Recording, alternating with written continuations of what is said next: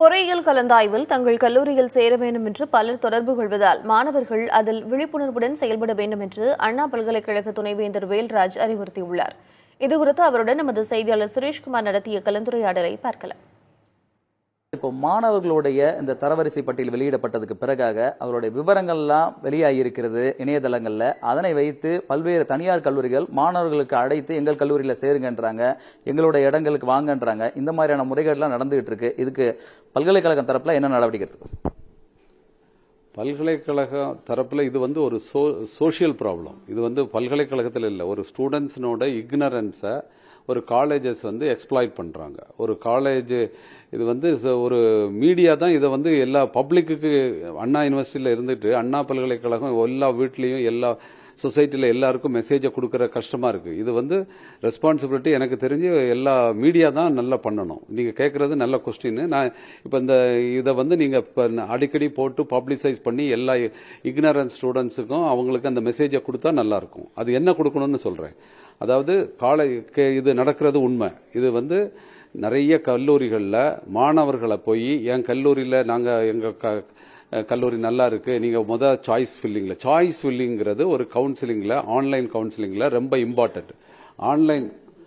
Online கவுன்சிலிங்ல choice filling தான் ரொம்ப ஒரு இம்பார்ட்டன்ட் விஷயம்.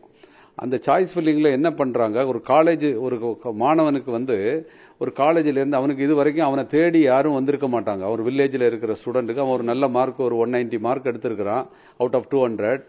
அவனுக்கு ஏதோ ஒரு காலேஜில் இருந்து அவனை தேடி ஒரு ஃபோன் பண்றப்ப அவனுக்கு நம்மளை தேடி ஒருத்தர் ஃபோன் பண்றாங்களான்னு ஒரு புது அனுபவமா இருக்கு.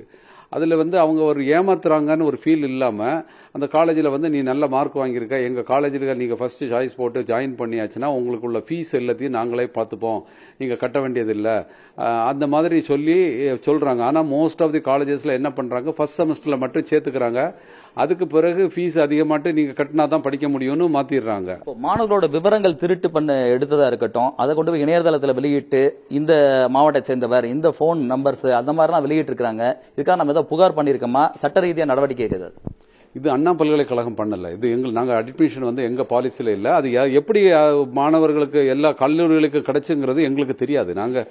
இது அண்ணா பல்கலைக்கழகத்துக்கு அதுக்கு சம்பந்தம் இல்லை. அந்த மாணவர்களோட போன் நம்பர் ஒரு கல்லூரிக்கு எப்படி கிடைக்குதுங்கிறது அது போலீஸ் ஆக்ஷன் எடுக்க வேண்டியது. சார், இப்போ தற்போதைய சூழல்ல கடந்த ஒரு வாரத்துக்கு முன்பாக அண்ணா பல்கலைக்கழகத்துக்கு கீழ் இருக்கக்கூடிய இணைவு கல்லூரிகளில் பணியாற்றக்கூடிய பேராசிரியர்கள் 2 கல்லூரி 3 கல்லூரிகளில் பணியாற்றக்கூடியதா புகார்கள் எழுந்தது. 300க்கும் மேற்பட்டோர் இந்த மாதிரி பணியாற்றுறதாக குற்றச்சாட்டுகள் வைக்கப்பட்டது. இது தொடர்பாக அண்ணா பல்கலைக்கழகம் எடுத்திருக்கக்கூடிய நடவடிக்கை என்ன சார்?